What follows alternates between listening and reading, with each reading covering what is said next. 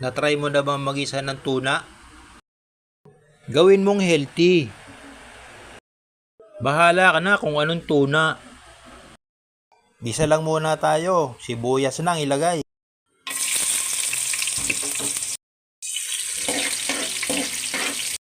Bawang. Kamatis.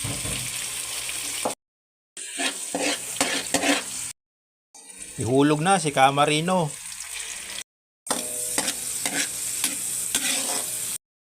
Seasoning mix. Konting asin. Lagay na repolyo. Sinama ko na yung tangkay ng pechay. Takpan muna. Lagyan natin ng paminta.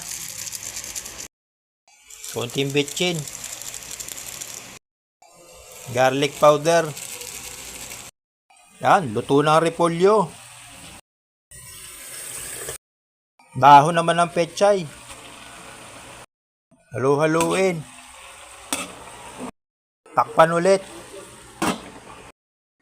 Yan, luto na. Yan, kitang-kita ang sarap. Masustansya na, tipid pa. Saan ka pa? Panalo.